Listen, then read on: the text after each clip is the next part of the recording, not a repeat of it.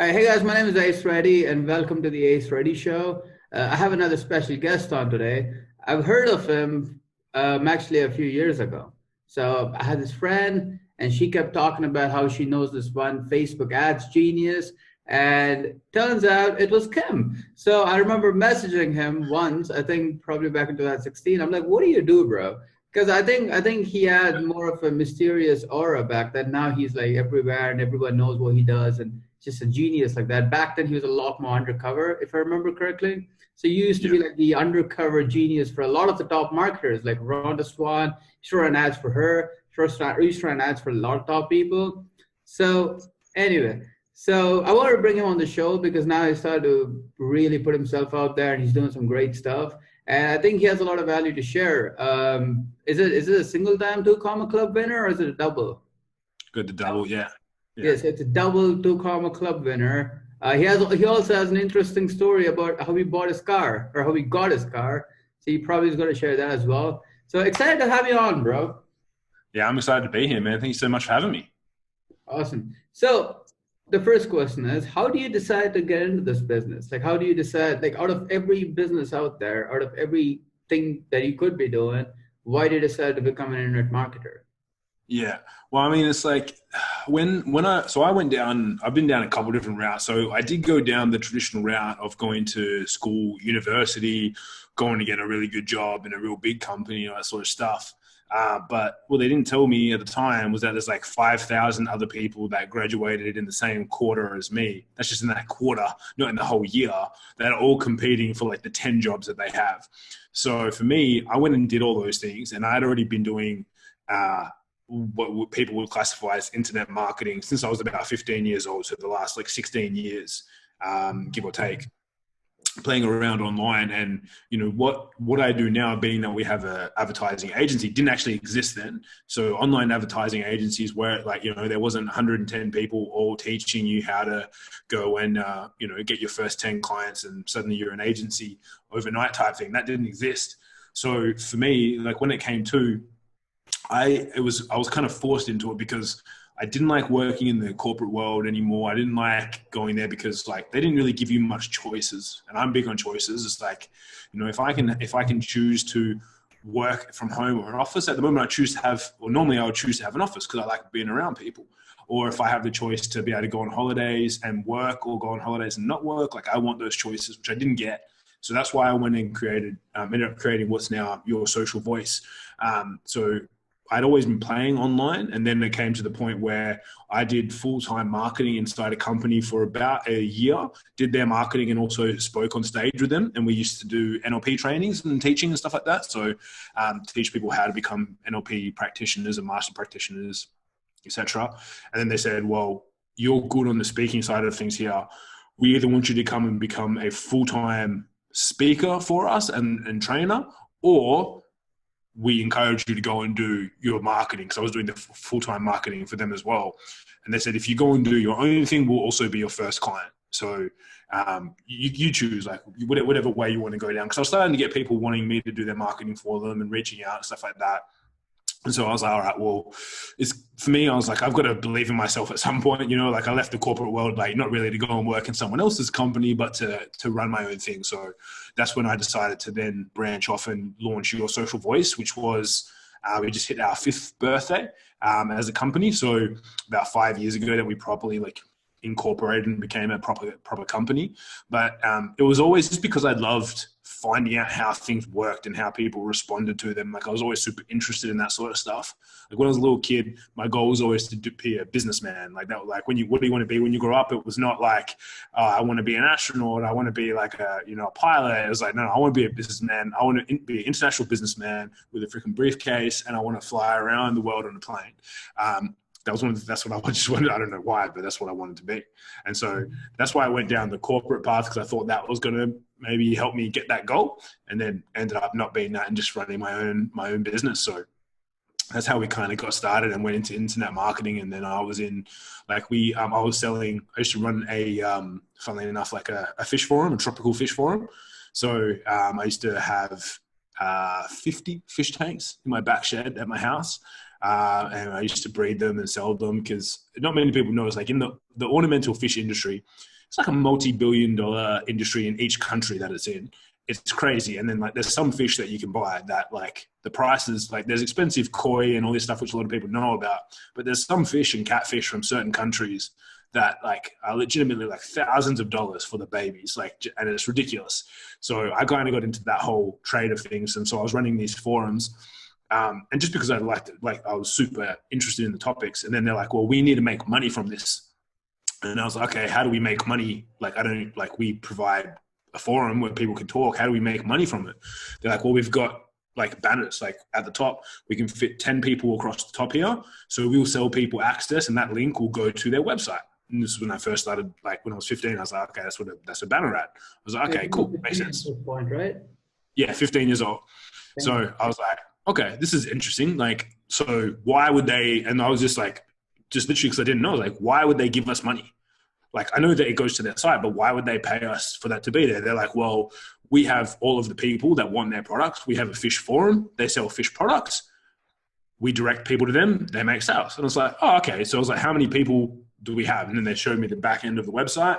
So I just took a screenshot using like Microsoft Paint or something. And I was like, cool, bang. This is a screenshot of our stats. And then I just went online onto, wasn't even Google then. What was I using? I was like, Ask Jeeves or something like that. Some stupid search engine, right? They're like, or Alta Vista or something. I can't remember. And I was like, fish. They're like Aquariums Australia, Aquarium Products Australia, and just found like every single website. I got all of their contact email addresses just manually. Like now there's like, scraping software and all this stuff. This is me just like 15 years old, clicking copy and pasting into like a Word document, getting all the emails. And then I was like, cool, and then I was like, I could manually email each one, but I learned this cool thing called BCC. So I was like, I'm just going to BCC everyone, email myself. I was like, cool. Like, what did it say? It was like sponsorship opportunity - fish forum. Then I wrote this email. I was like, hey, didn't put their name because I was sending it to like 100 places. So I was like, hey, I was like, I'm representative of this fish forum. We have 10 advertising placements available that we're looking to sell for about $4,000 worth of products or $4,000 worth of like just money to correspond to that spot for a year. Here's all of our stats, how many people we get, how long they spend on there. And back then it's like people, if they were on a forum, like they were on there for hours. Like I used to be on there for hours at a time, like 2-3 hours going into each category, speaking to people, asking questions, answering questions, like people's attention span. I have a question, right? So you said you wrote an email. How many sponsorships did you get from it? From that email? Yeah. Yeah. So when I sent that email out, I sent to like 50, 60 people. The next morning I woke up and I had logged on to, as we all did, logged on to MSN Messenger before I went to school. There was a message there from the admin, and he's like, man, what did you do? And I was like, did I not BCC everyone? Is everyone pissed off at me because I sent like this big bulk email? What happened?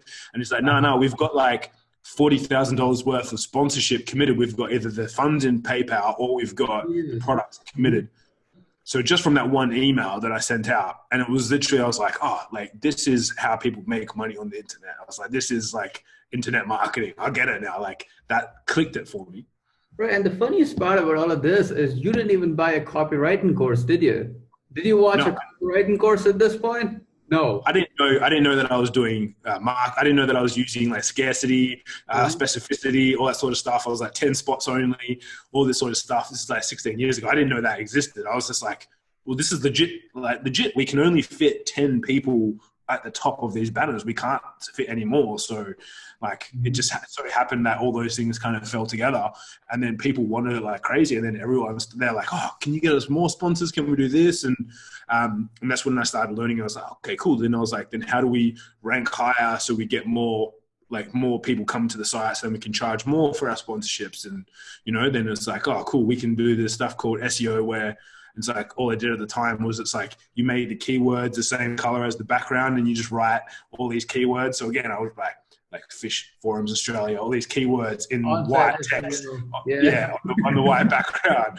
And then it's like, then that stopped working. And then, this was in 2002? When was this, 2003? This would be, what are we now? Probably 04, 05. 2004. Yeah, 03, 04, yeah. Yeah, it's funny because the game's not changed at all, right? You guys had a great offer. You had an audience that wanted it. You just emailed it and you made a bunch of money doing that. The game's not changed at all. It's the same thing today. Because I feel like everyone's overcomplicating everything. You go to the ClickFunnels group, there's all these guys talking about CRMs, they're talking about all of this stuff. They have zero sales on their course. You have zero sales. You have no customers, you have no clients. You're busy talking about CRMs and segmenting your email list. It just doesn't make sense to me. Yeah. I Um, mean, the big thing with that is like the principles that work are the principles that work. Like everyone tries to figure out crazy stuff. And it's like, for me, like, I go and like, whilst I love Russell Brunson's books and I love all the stuff, it's like, to me, it's like, cool. I go and buy stuff from the old school guys. Like I go and buy scientific advertising, breakthrough advertising, the Robert Collier letter books, like all the direct response guys, because it's still exactly the same thing. It's like, as you said, if you can enter the conversation the person's having in their mind right now and you give them an offer to solve their problems, it's done.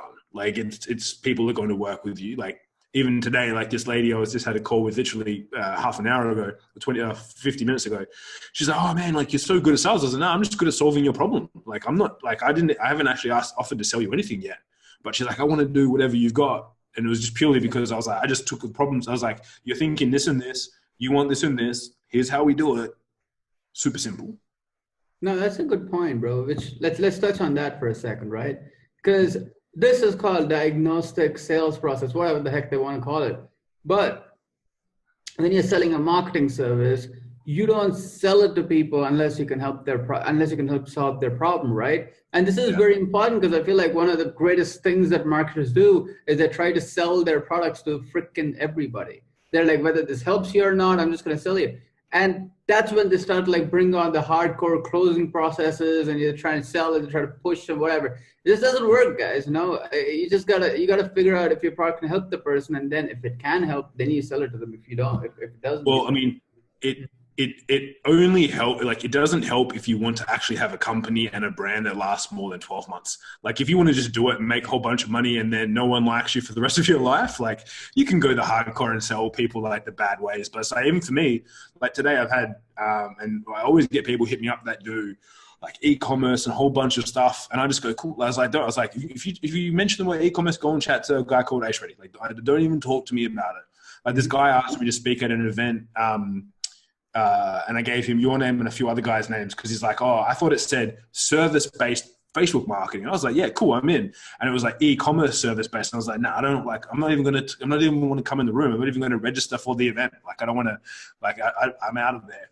But I think it's like the big thing that a lot of people miss is that you have to have the customer's best interest and outcome in mind. And Jay Abraham calls it preeminence, which is just basically like even if it's not working with you, that is the best outcome for the client. That's what you have to do. Whereas everyone, I think, especially when they just get started, whether they've been jumping in a ClickFunnels group or something random, they just go, oh, well, we have to try and hustle these sales in. And it's like, well, no, you'll get a much better outcome if you just actually care about the people that you work with and go, cool, like it's not best for you to work with me. You better work with Ace. You better work with, person B, person C, like they're better for you. It's Right. just much, like you just get a much longer lived longevity. And as you said, like you've heard about me for a couple of years. And if I sucked or if I didn't do right by people, you would have heard about me that one time and then I would have disappeared off the map. Right. And it's like the same as you. So I've heard about you for a couple of years and then now we've both been on podcasts together and stuff, which has been awesome. But it's because also both of us have the best interest of our clients at heart. If we didn't, then it's like, they would have been like, Ace who? But now it's like, oh no, Ace Reddy. We all everyone knows about Ace Reddy, and that's because you've done the right thing by people. Yeah. Yeah. I mean, I try to tell this to people a lot, and like everyone's like, oh, I'm going to launch a course. It's going to be so broad, whatever. You guys, you just can't do it, guys, right? I mean, you got to get results first and then teach other people if you got the results. If you have no results, you don't do any teaching. That's as simple as it is. You just don't teach. You just can't teach. I mean, you're just going to have a bunch of pissed off people. But let's talk about the 2 Comma Club, right? What business did you use to hit the 2 Comma Club? Like, what business did you grow to hit the 2 Comma Club? I just sold $1 million house, man. Boom, done. No, I didn't. No, that's so that was. I was like, do I really need this guy on the podcast? Like, geez. No. So the two ways that we've basically done it is it's been our business, right? Selling our products and services. So a mix between doing it for people and do it with you like training program. So they're the two products that we have off the back. But I think mine, and I could be wrong, but I'm pretty sure mine is the only 2 Comma Club webinar award. My first one was a webinar funnel where I made no sales on any webinars. None. So all my sales were made on the phone. Like I just picked up the phone and every single person that registered, I called them. Because some of my stuff, like to be honest, when I speak, I'm not good at speaking and then holding a little bit back and then like enticing people and then just making them buy a $997 product. I just give them all that. I'm like, cool, you want questions? You want to know? Bang, there's all the stuff. And then if they like it, then they'll kind of come to me. Has always been my viewpoint. So it's like I suck at the webinar selling out. Like I think one time I sold like tried to sell a thing for like $100, $197, and I made like one sale. But then I jumped on the phone and spoke to all the people and made like 50 grand. So it's like, so yeah, I think I could be wrong, but I'm pretty sure mine is the only one where it's like all my sales were made on the phone from webinar registrants. I called every person up. Like, cool, did you watch the webinar or not? Doesn't matter. Again, what's going on in your business? Like, how are things going for you? What are your troubles? What are your problems? How's that holding you back from achieving your goals? Cool. Can I help you? If I can, cool. If I can't, cool as well. So that's So you basically ran a webinar. It didn't work out. So you ended up calling everyone that registered for the webinar and they started selling them stuff. So what traffic source did you use to get the people to register? All Facebook. It was all Facebook ads. So my whole business is built. Okay. Yeah. So I mean, look, it would be pretty remiss of the Facebook ads guy be like, no, just solo ads, or just like a cold email from LinkedIn to be my traffic source, right? So I just pumped Facebook ads into it, man. To be honest, like pumped in Facebook ads to a webinar, and then made sure I got name, email, phone number on my opt-in form. And then, because again, I wasn't scared. Like all my business had been done, and the companies that I worked in before was like over the phone. So I wasn't one of I think sometimes people get into internet marketing or online marketing or whatever, and then they're like, oh, it's just going to all these transactions are going to happen online, and I don't have to interact with anyone. Whereas me, because I had come from a slightly different background, I was like, cool, I'm just going to I speak to them. Great, give me a list of the 100 people that just registered, and just call every single one and be like, hey, what's up? You registered? Can I help you? Can we not help you? What do you need? And then, just did that. Did it 1 week, made a sale or two, which brought in a bit of money. Like, might have brought in like 5 or 10 grand that week. And I was like, okay, cool. Like that's good. We've got some sales coming in. Run the webinar again, and then just keep it running. And so we turned that into evergreen. And because again, I didn't really care if people watched the webinar or not. I just cared that they knew about us on the front end. They opted in because they had some sort of issue that we could help them with. And then we would just pick up the phone and dial away. So that's how we hit our first 2 Comma Club award, was from that. And it was like how to generate, what was the title? It was like how to generate 23 to 54 leads a day using your social media. Okay. Follow the same, simple process that we've used for 17 different industries. Register, and then I'll just pick up and call them all. Okay, so here's my question, right? And for the people that are watching this, they're probably like, okay, he's got 100 registrants. That's what he had, right? How much money did he make from that? 50,000? So for that one, for the first week, the 100 registrants, as I said, it got better over time. But like the first time, we were selling a 5K product, right? So I made 2 sales. So because remember, 100 registrants, it's like I call 100 people. Maybe 10, 15 people answer. Maybe of that, 5 people are ready to chat right then and there because I'm calling them out of the blue. And then of that, maybe 2 people are kind of right for us. And of those 2 people, I managed to get both of them to be like, yeah, cool, I want to do stuff with you. So the first week we made about 10K, and then started like scaling it up from there. And I just put everything back into ads. So it's like, cool, I'll just keep putting ads in, keep generating leads in. And then we were pumping along, and then we hit our first 40K a month, 50K a month, 60K a month, 80K a month. And then we got close to our first 100K a month. And that was all through that funnel. And then pretty much we hit that within, I think it was about 10 months of launching that funnel is when we eventually got it to the point where it ticked over $1 million so that we could put it through the the Two Common Club Award system, get it all verified and all that sort of stuff. So because again, we did everything. Did you guys have closers after that, or were you the person closing all the sales? I closed probably 75% of the sales, I would say. And then I started at like probably 3/4 of the way through again. And then I brought in a phone sales team, trained them up. So now we've got a phone sales, like we've got like 5 or 6 people in our sales division that we have between USA and Australia. And then they're just every day like dialing away, calling, booking appointments, following up, pitching, all that sort of stuff. So we eventually brought them on. But I also needed to make sure that I knew the system well enough so that, again, like you said, I have to do it for me to be able to, like, I couldn't, and I brought on mentors and stuff and paid mentors to teach us the best way with phone sales. But I had to do it myself, because if I'm sitting there in the office and then I walk in and be like, hey guys, how are we going with sales? They're like, oh, great, I've called 10 people. I don't know if calling 10 people is good, if it's bad. And it's like, oh, cool, you've only, like, for me now, it's like, cool, if we don't have a day where the guys dial at least like 150 people, I'm like, guys, what's wrong? Is someone sick? Did their arm fall off? Like, what's going, like, what happened? You know, like, it doesn't make any sense otherwise. But I only know that because I've done it all and consistently will do it and pick up the phone and call and have those sales conversations with people. You just gave everyone $1 million funnel, bro.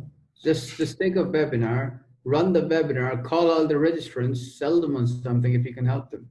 As simple as it is. Now I'm going to use that. If I hit a Two Common Club, I'll give you a testimonial. I'll be like, Kim helped me do this. It's awesome. But here's okay. So what's the story with the car? Because I know you want to buy a new car, right? Yeah. No, I don't want to buy a new car. What? I don't want to buy a new car. Yeah, you always have these stories with cars, right? So what's the story with your first car? What's the story with this one? Yeah. So I remember, so again, Jay Abraham, I absolutely love, like, you know, marketing and business genius. And I remember getting this email that he sent out, which was like, he, in all of his careers, he loved doing contra deals, which is basically like just an exchange of service, which is really going back to the roots of what humans did when they first started for things, right? Where it's like, cool, I have food, you have shelter, let's swap. Like, I'll give you my food, you give me your shelter, happy days. Like, we've got a deal here. So he shared a couple of where he got like Jaguars, Porsches, Lamborghinis, and people would just like trade services because he's a pretty high ticket guy. He's like 25K a day. So people would be like, oh, like, I'd love you to come and consult. And look, I happen to have a Porsche here.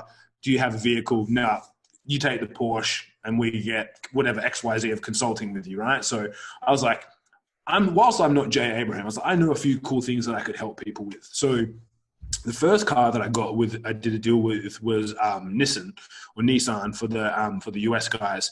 So I put up a post saying, cool, look, this might be a little bit far-fetched, but I just sold, I was in the process of selling my car.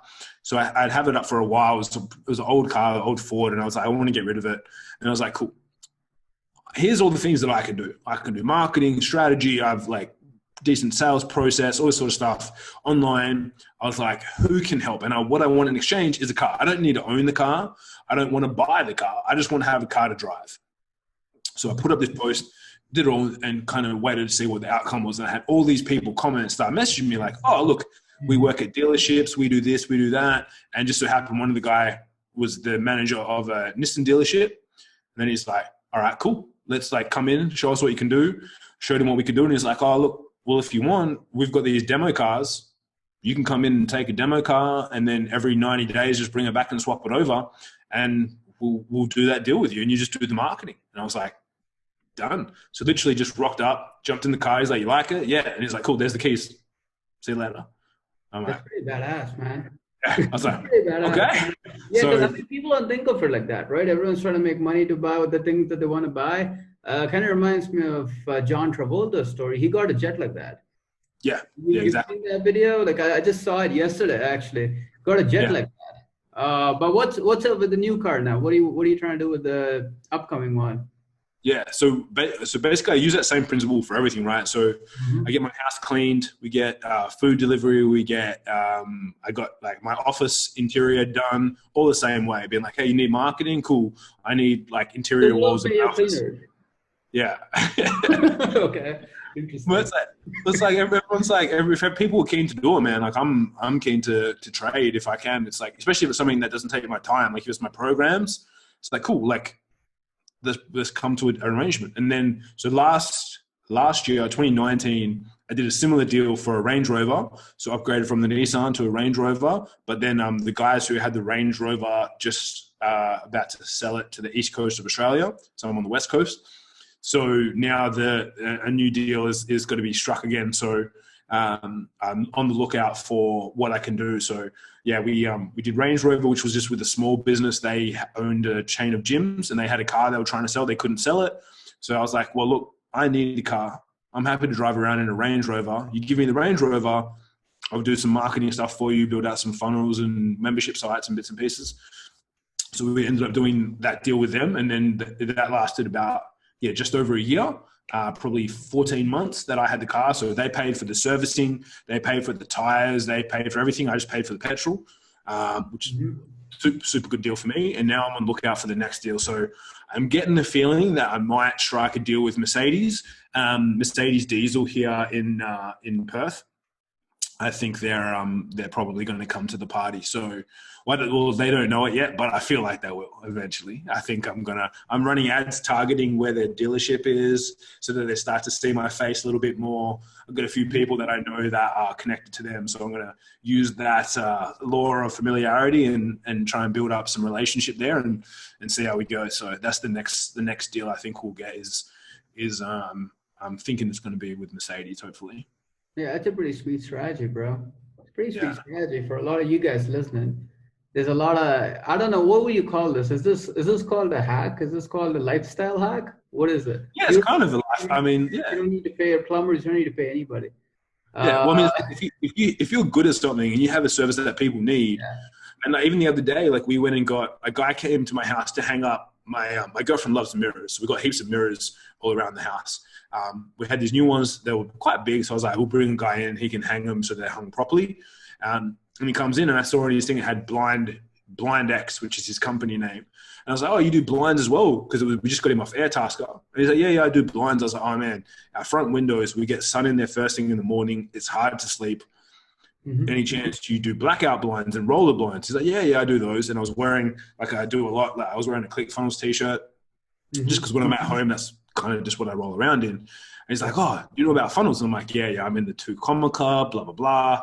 He's like, oh man, I've been looking at funnels, been really keen on it. And I was like, well, I have a whole program where I teach people how to run ads for businesses and generate leads, make sales and use funnels. And he's like, okay, cool. Then he left. And then he messaged me like an hour later. He's like, I've been on your YouTube channel and I saw that you did a deal for your car where you exchange services. Would you be keen to exchange services for your blinds for me to learn and do your program? And I was like, heck yeah. I was like, cool, done. And he's like, oh, but then he also said, cool, look, your program's worth $5,000. The blinds are worth $3,000. I'll transfer you $2,000 and I'll give you $3,000 worth of blinds. And I was like, done, no problem. It's pretty badass, man. But it kind of reminds me of what I did with my Instagram guy. That's what I did with my Instagram guy. I'm like, yeah, like grow my deal out. I'll get you a bunch of clients. I did one post. I think we probably got him $4,000 worth of clients in one day. Yeah, so it's $4,000 a month. It's not even one time. It's $4,000 a month. I mean, you signed up too, right? There you go. Yeah, I saw you as well. So yeah, I mean, I think the post had like 200 comments on it or something. They were like, people going insane. They were like, who is this mysterious Instagram guy for Ace? And he made more money just working for me than by actually than he would have made if I paid him, right? Because then I'm not giving him a fucking promo. You either get paid or you get a promo. You ain't getting both. So that's actually a great strategy. But my next question is, what are some of the biggest failures that you've experienced in this business, and how did you sort of overcome them? Like, biggest failures. Yeah, I mean, like one big one was trying to grow too big too fast. So I remember I took on a real big e-commerce company. So they were like listed on the what we call it ASX, or the Australian Stock Exchange. They had something like, and when I say e-commerce, it's like high. It was like a premium Etsy. Like it was like 50,000 products or something ridiculous, right? So this is in my first couple of years. So I have some experience. It's still me and one assistant and one graphic designer who helped me out. And this is going into December. So I signed a deal, which was like $7,000 a month. And we started doing this, and then they're like, show me their projections. I was like, yeah, cool. Started cranking out the ad spend, but I was like in 1 week, and this is before a lot of the cool functionality in Facebook was there, where it was super easy to duplicate and easily scale things. I did like 100 campaigns, 4 to 6 audiences per campaign, and then 4 to 6 ad variations for each one of those. So it's something like, did like 6,000 ads in a week. Just by myself, just sitting, because there was so many products and I was doing all these variations and retargeting and everything. And it was like, I literally just, and I got to the end and it was like leading up to Christmas. And I was like, nah, I'm going to die. Like I'm sleeping like 4 hours a night. Like I'm going to die. I had one assistant and the assistant did something wrong. So then I fired the assistant and I did everything myself. And I was like, I'm not going to enjoy Christmas. And I like Christmas is time of year I spend with family and everything like that. It's like, I'm not going to be able to do any of this. So I went back to, like I said before, the principle of helping the client, even if it's with someone else. So they were due to pay me on like the 20th. And I was like, cool.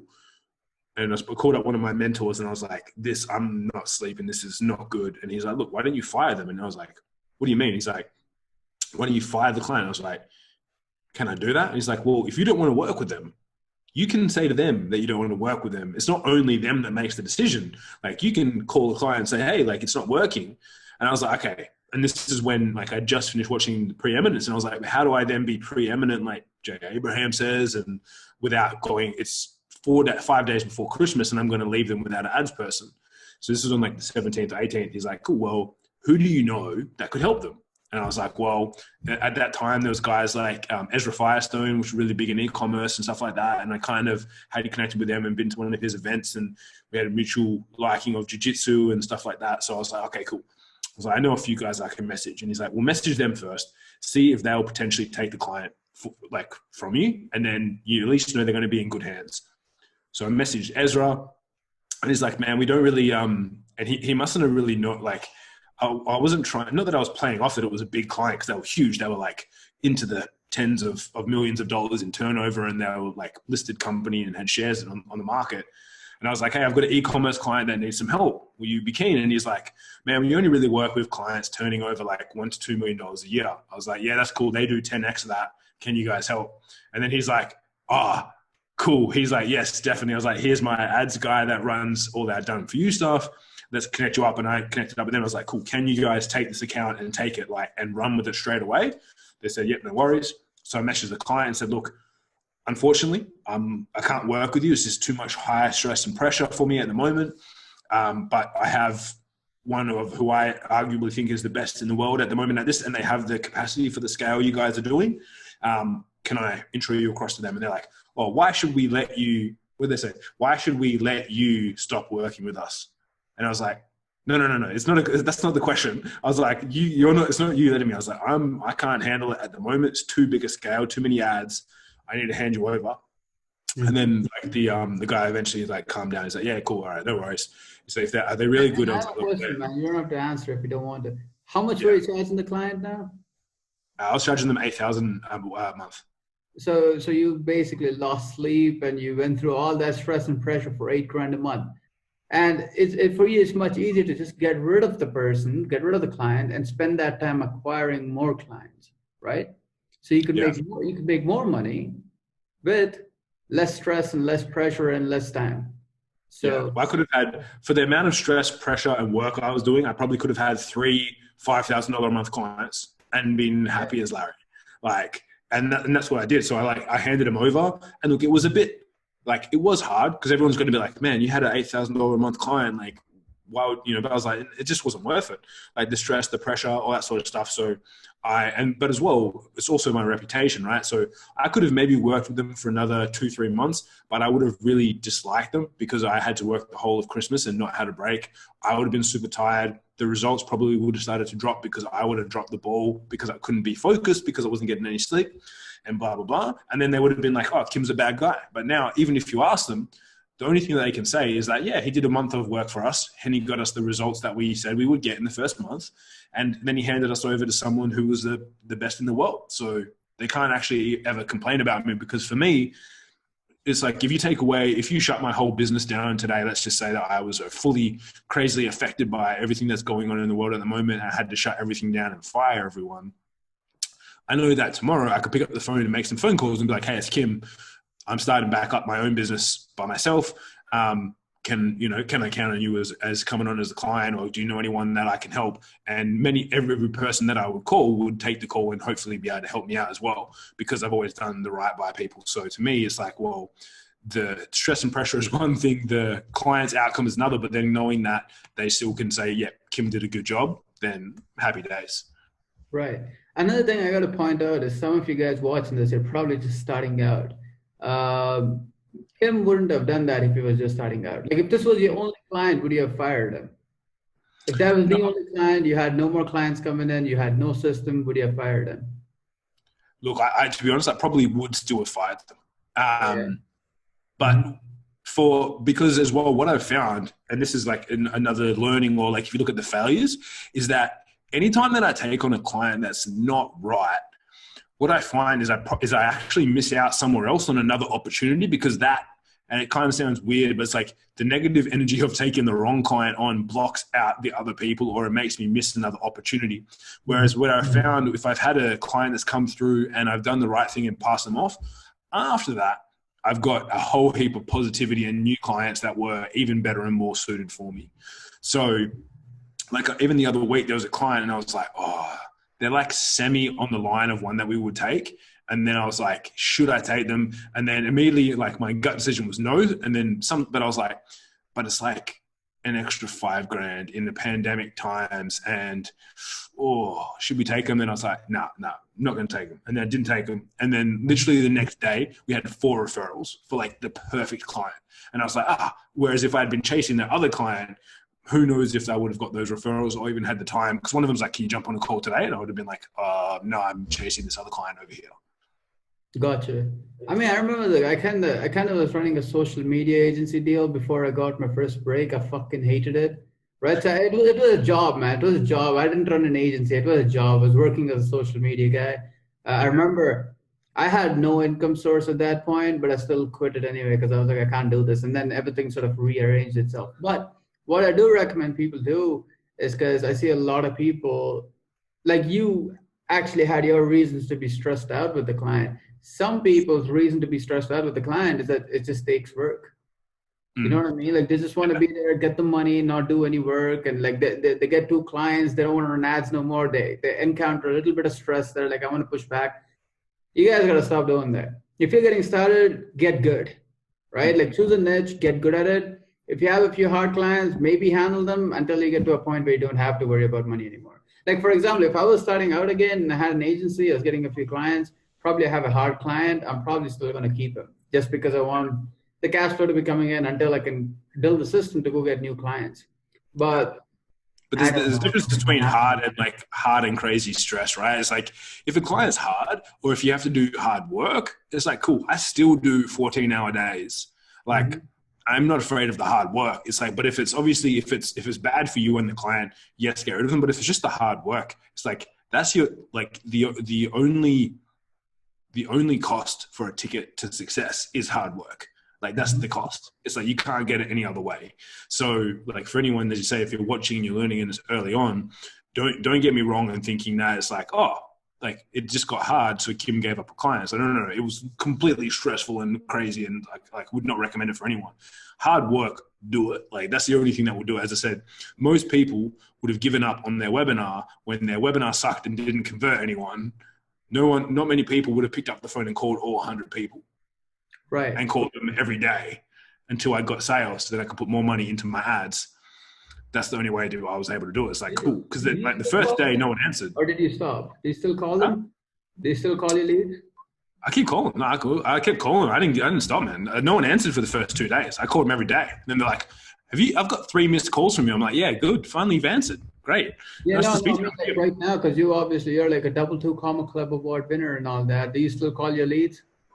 It depends. I call some of them. Like even this month, I'm even though I don't get so the guys get like 30, 40, 50 leads a day that they all call through. I don't get any leads, but I'm still the number one salesperson every month. So like literally people will message me just because of the work that I do, and we've been around so long. Like today, a chick messaged me. She's like, cool, I want to come to this. I was like, great. Like it was a 10-minute conversation before I jumped on here. Then another guy's messaged me. He's like, man, this is what you do, right? Cool. Can I are you looking for more clients? I'm like, yeah, sure. So it's like they're like, and then yesterday I made 2 sales as well, but most of the time I'm not jumping on the phone because people know me already. It's like, hey, Kim, we want to do this with you.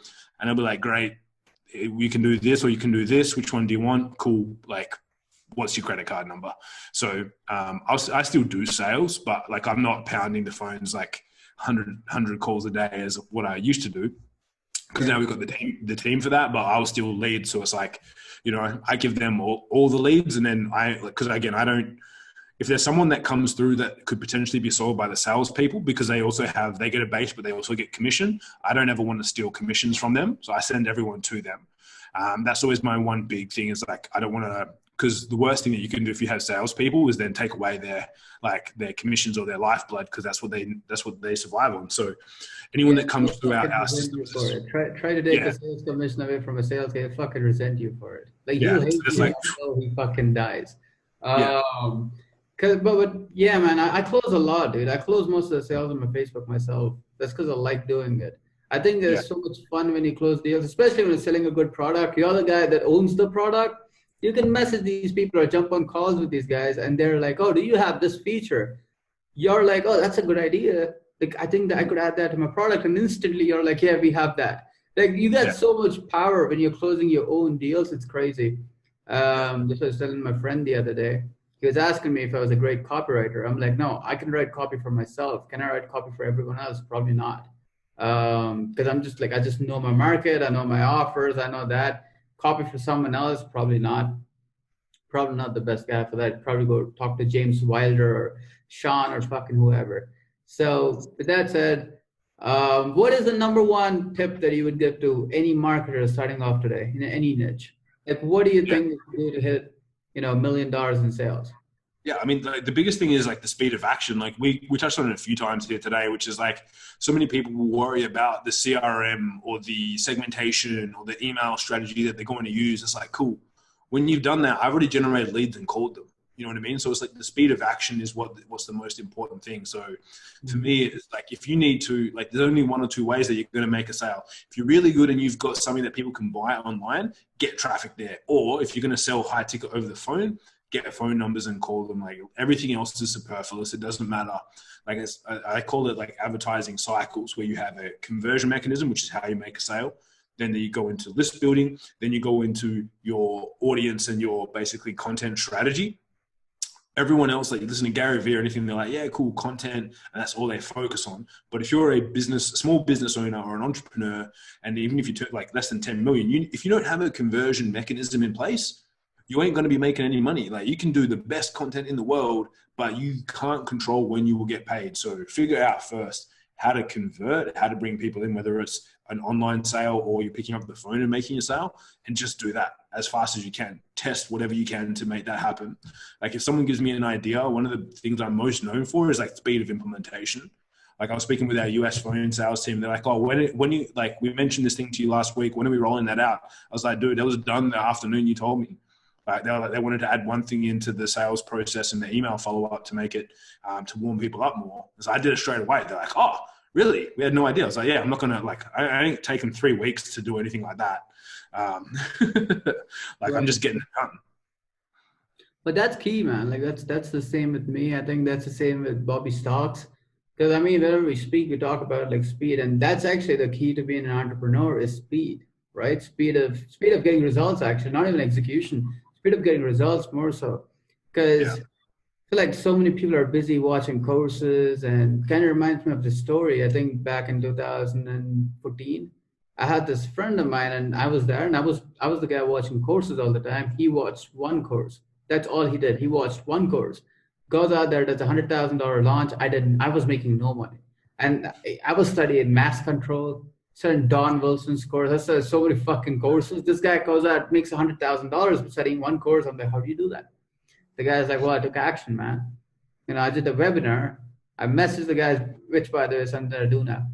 He does a webinar, starts messaging people who have watched the webinar, starts selling them stuff. That's kind of similar to what you did, right? Very similar to what you did. You would call them, he would just message them.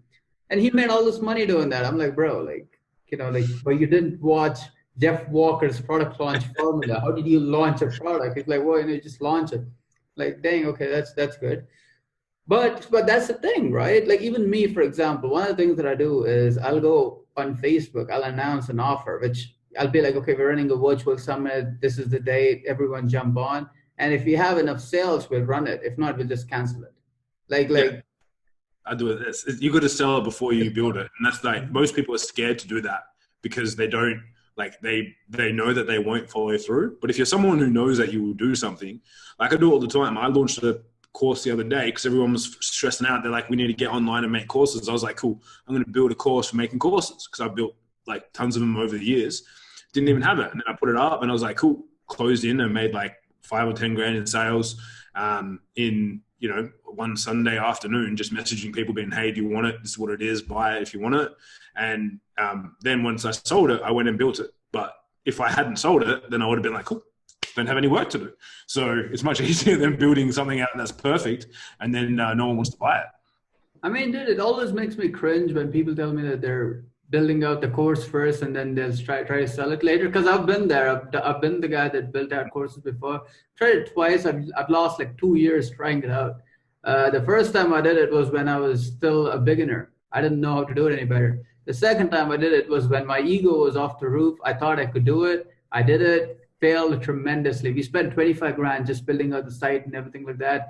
Fucking huge failure, man. Huge failure. Like, I was on a call with a friend of mine the other day. It's like, I remember what happened with that. I'm like, yeah, of course you fucking do. But that's the thing, right? Because there's still people doing it.